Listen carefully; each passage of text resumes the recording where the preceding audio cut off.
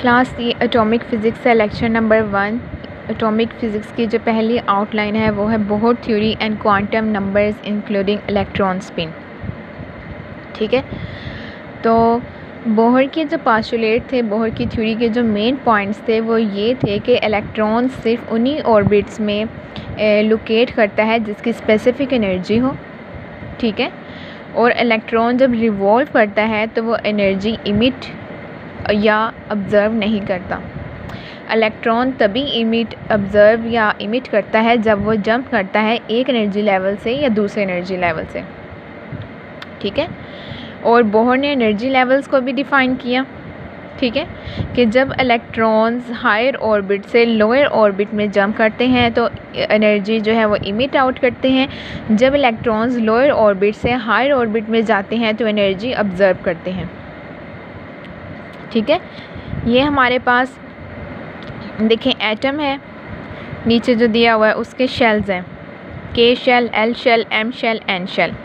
एक एटम होता है, उसके शेल्स होते हैं, शेल्स के अंदर सब शेल्स होते हैं, सब शेल्स के अंदर ऑर्बिटल्स होते हैं, ऑर्बिटल्स के अंदर इलेक्ट्रॉन्स होते हैं, फिर इलेक्ट्रॉन स्पिन हम डिफ़ाइन करते हैं। ठीक है, तो ये देखिए शेल्स के नेम है के शेल, इसकी वैल्यू n1 होती है, L की वैल्यू n2 होती है, M की वैल्यू n3 होती है और N की वैल्यू n4 होती है।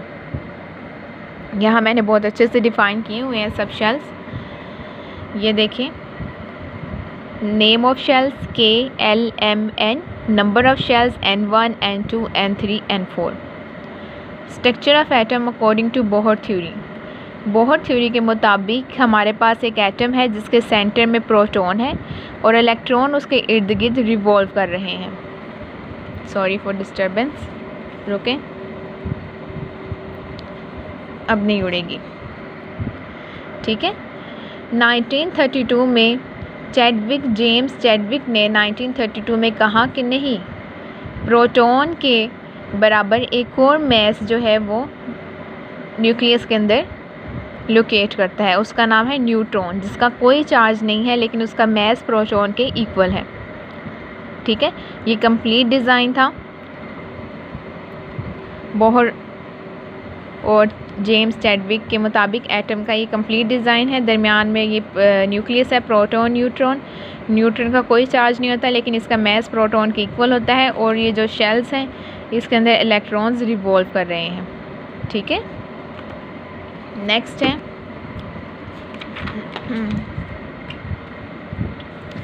Next quantum number. Quantum number जो है ये एनर्जी लेवल्स होते हैं जिनको हम रिप्रेजेंट करते हैं बाय n। ठीक है, जब इलेक्ट्रॉन अटेन करता है लोअर एनर्जी लेवल, किसी लोअर एनर्जी लेवल में जो इलेक्ट्रॉन होता है उसे ग्राउंड स्टेट कहते हैं। ठीक है, फिक्स्ड एनर्जी लेवल्स यानी कि इलेक्ट्रॉन जो है वो एटम में मूव करता है लोअर से हायर में, एनर्जी जब गेन करता है, जब हायर से लोअर में जाता है तो एनर्जी लूज़ करता है। बोहर ने सक्सेसफुली एक्सप्लेन किया था spectral line of hydrogen atom, लेकिन Bohr Zeeman effect, Stark effect ये सब एक्सप्लेन करने में फेल रहा। नेक्स्ट क्वांटम नंबर पे आ जाएं। सॉरी, क्वांटम नंबर्स हमारे पास 4 होते हैं। ठीक है, 4 क्वांटम नंबर्स हैं हमारे पास, principal quantum number, azimuthal quantum number, magnetic quantum number और स्पिन क्वांटम नंबर।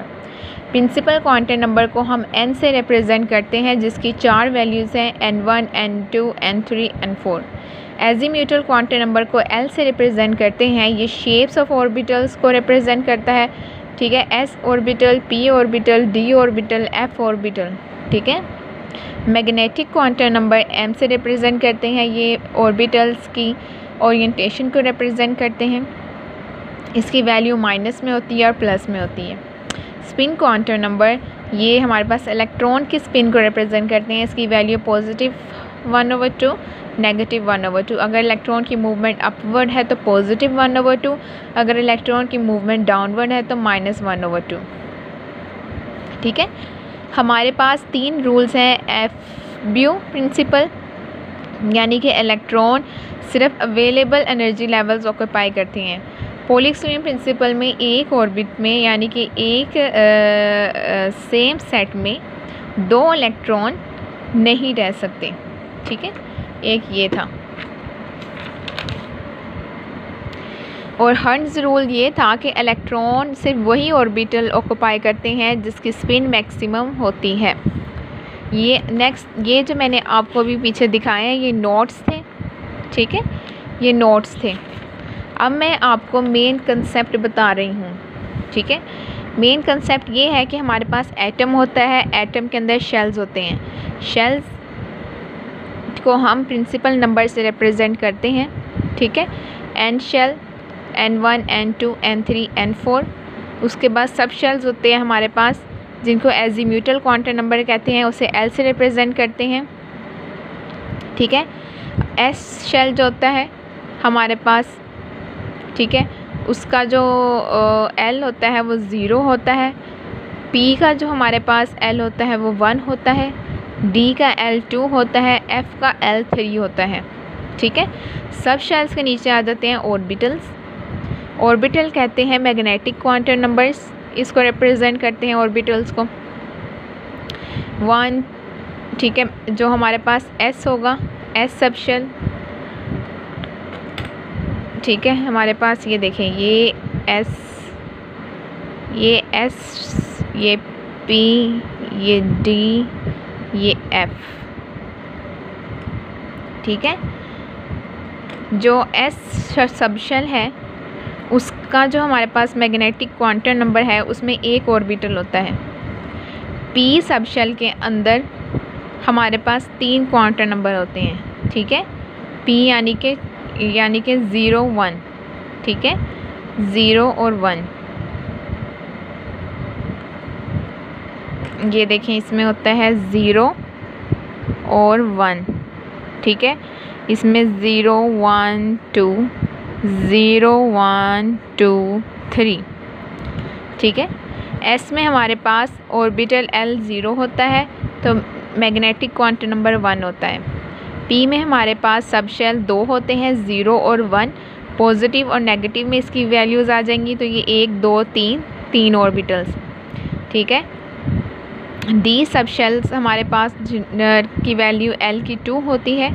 0, 1, 2, 3 सब शेल्स होते हैं।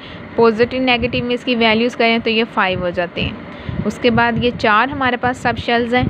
ठीक है, 0, 1, 2, 3, 4 और पॉजिटिव नेगेटिव में इसकी वैल्यूज़ आएंगी तो ये 7 ऑर्बिटल्स होंगे। फिर उसके बाद ऑर्बिटल्स के बाद इलेक्ट्रॉन, ये सब मैं आपको बाद में एक्सप्लेन करूँगी। आपने सिंपल ये देखना है कि एटम, शेल्स, सब शेल्स, ऑर्बिटल्स, इलेक्ट्रॉन्स।